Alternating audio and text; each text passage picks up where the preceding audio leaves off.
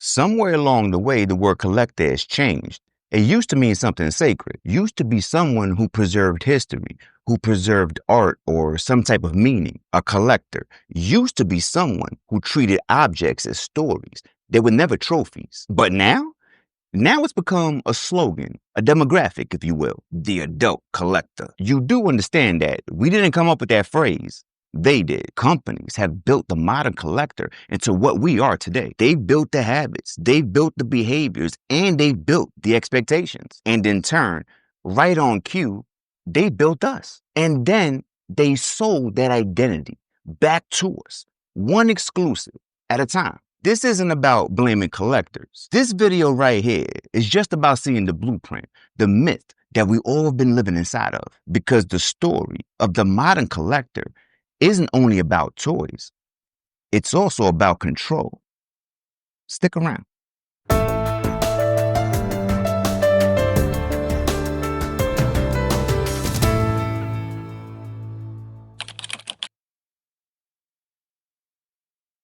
In the 80s and 90s, toys weren't just toys. They were culture. We didn't have no iPads. There were no subscriptions. If we weren't there when that show started, then we would miss it. There was no rewind button. You follow me? This was also the time that mom or whoever it was wanted to sleep in. So we knew that we had that big screen TV in the living room all to ourselves. That wasn't the thing either. It was probably the only TV in the house. But back then, it was almost like a welcoming, unwritten rule. That TV was yours for like the next 2 hours. And that's the exact reason that cupboard had all those Pop-Tarts and cereal. It was all about those Saturday morning cartoons. But the thing that we need to remember is that those cartoons weren't accidental. And even though we was too young to figure out what was going on, those cartoons weren't written to entertain.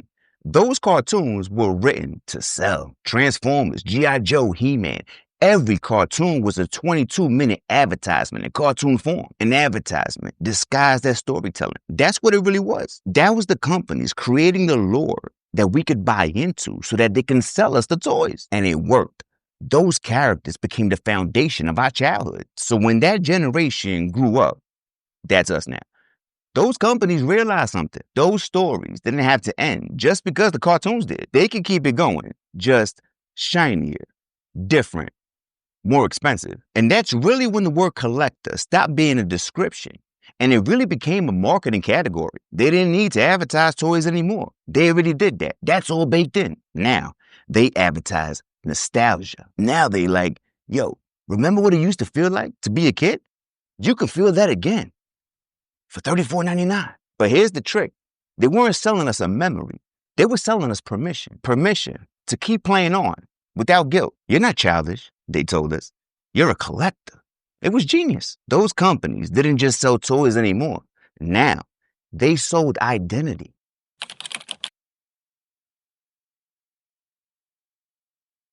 Once they created the collector, the rest of it was easy. They built a system around that identity, a system built to keep us chasing. So what did they do? They gave us things like numbered packaging so that completion would feel achievable. Something that we could look at and count and be like, boom, I got like 1 through 100 or I'm missing number 55 or something like that. They did that. That's what the back of the card is for. All they did was make getting all of them more important.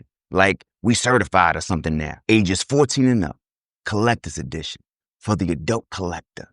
Now we're looking at people like, you see, I told you, for the adult collector. They gave us exclusive drops to make loyalty feel rewarded. They gave us tiered programs, memberships, premium access, digital tokens, all to make us feel like we were chosen. But all of it, every limited release, every first to know email, every countdown timer, it all really leads to the same thing. Control the identity.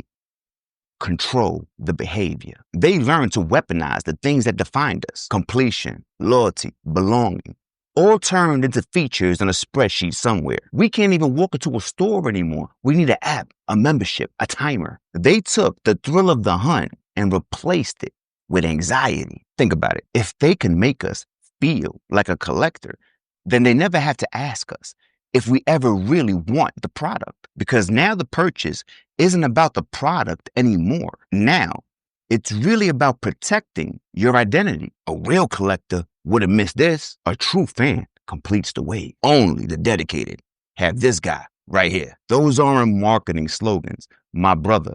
Those are psychological hooks. Trust me, companies have turned collecting from a choice and turned it into an obligation. And that is the myth right there. The idea that collecting is about passion, when in reality, to them, it's about participation. They don't need us to love the brand. They just need us to keep showing up. The thing about today is this: the modern collector doesn't just buy. We broadcast. Our shelves, our content, our excitement is marketing. Our frustration is engagement. You ever heard the term, all publicity is good publicity? We're part of the machine, and the machine runs on visibility. The companies don't even need commercials anymore. They have us. Every unboxing is a free commercial. Every pre-order screenshot is a slot they didn't have to buy. Every photo haul that somebody posts is like a visual Yelp ad. It's free labor disguised as community when it comes to the companies. They've really learned how to make us grateful to advertise for them. Look what I got, or look what I found, or look what finally shipped. We need to realize that every post is proof that the system works. And the worst part about all of this is that they've made it social, because once our identity is tied to the community, walking away kind of feels like we're disappearing. That's the part that stings the most. The more we post, the more invisible we feel when we stop. Likes turn into validation. Validation turns into identity. And now silence feels like failure. That's how deep this machine runs. But collecting wasn't always like this. The first collectors weren't consumers. They were curators, people who gathered things because they meant something to culture. Art historians, archivists, people who collected to preserve and not really to perform. Jay Leno doesn't just collect cars. He restores history on wheels. You feel me? Because the thing about it is this: somewhere in all this noise, we lost that meaning. We started collecting faster than we could feel, and we started letting algorithms decide what it is that mattered. But all I'm really trying to say through all of this is that there is another way. The real collector doesn't need the word exclusive to find value. The real collector finds it in connection, in story, and in purpose. Because at the end of the day, when you strip away all of the hashtags and all the branding, collecting is still about one thing, and that's holding on to something that reminds us of who we are. And that right there is the difference between collecting for culture or collecting from culture. The companies have built the myth of the modern collector. They told us what it meant, how it looked, and how it should feel. And if you take anything away from this video, I hope it's this: they don't own that word. We do. A collector isn't someone who buys everything.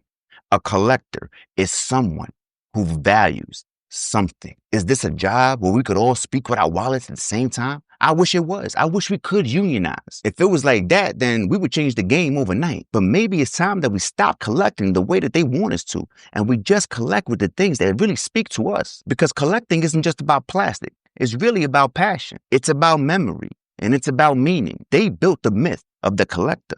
Now it's on us to build the truth. And maybe that's the real lesson in all of this. That figures come and go. The boxes turn yellow when the companies change logos. But the reason that we collect, that need to hold on to something that still feels honest, that's eternal. And that's human. Until next time. Peace.